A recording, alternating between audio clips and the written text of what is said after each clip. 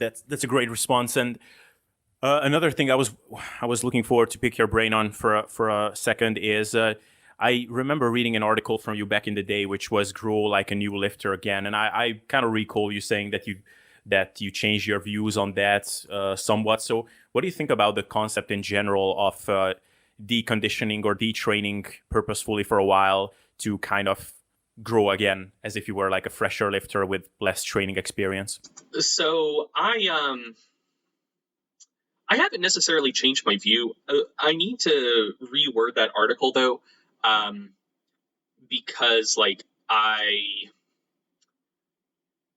when I wrote that article, I very much intended for it to be a hypothesis, and so like just to lay it out for all of the listeners, one of the things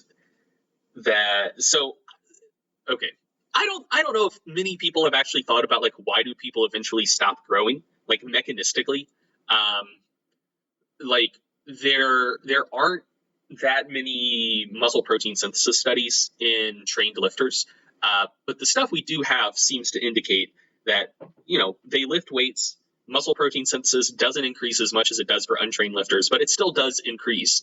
And muscle protein breakdown doesn't seem to be any higher at baseline, and actually seems to be lower post-training because their muscles are more adapted to training, so there's less damage and all that. So just like on paper, if you just look at muscle protein synthesis, I can't see any good reason that people shouldn't keep being able to grow indefinitely forever. So like the question then becomes like, okay, so what might be the bottleneck? Like why can't you just be a natty, and if you put in 50 years of training, eventually look like Ronnie Coleman? Like I think that if you haven't thought about this question, that sounds ludicrous, because like, oh yeah, of course, people lift weights for a while, gains eventually slow way down and probably stop at some point. You hit your genetic limit, blah blah blah. But like people don't think why, like mechanistically, why don't muscles keep growing? And so one of the potential bottlenecks is myonuclei. So there's something called myonuclear domain theory. And so essentially what myonuclei are is that most cells in your body have a nucleus, and the nucleus, people refer to it as like the control center of the cell or whatever, but basically it holds your DNA that is then used to make RNA and all of the proteins for the cell to do whatever it needs to do.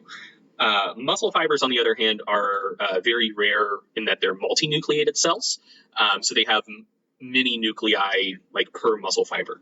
And it seems, so referring to something called myonuclear domain theory, it seems that essentially each nucleus oversees a given amount of sarcoplasm, and that there seems to be an upper limit on the amount of sarcoplasm essentially that each nucleus can oversee and code proteins for and all that.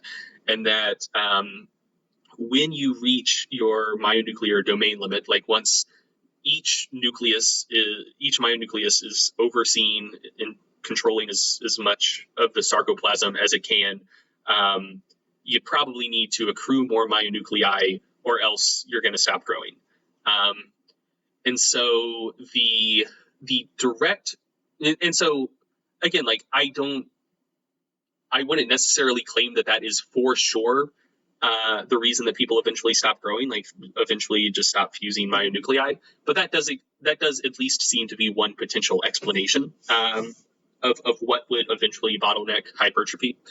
And so then the question becomes like, how do you actually like activate more satellite cells and then get them to donate their nuclei, so then you can accrue more myonuclei? And the details are pretty hazy, but that process seems to be related, at least in some degree, to muscle damage. And one thing we know is that with increased training experience, muscle damage decreases quite substantially. And so the hypothesis I made is that if you've been training for a while and you feel like you've been doing everything right, but you are just plateaued super hard and just not gaining anything, it may be worth trying to take some time off, decondition your muscles, so then when you come back, when you start training again, it will cause more muscle damage, and maybe that will help with some additional myonuclear accretion and then help you grow a little bit more. And just, maybe just repeat the process. And obviously that's not going to be quantitatively the same as growing like a new lifter because they just grow like weeds when they touch a bar, but like qualitatively similar in that you're getting your muscles into a state where they're going to be more easily damaged, and that might help with myonuclear accretion, which might help you continue gradually making progress when it seems you had finally hit a hard plateau.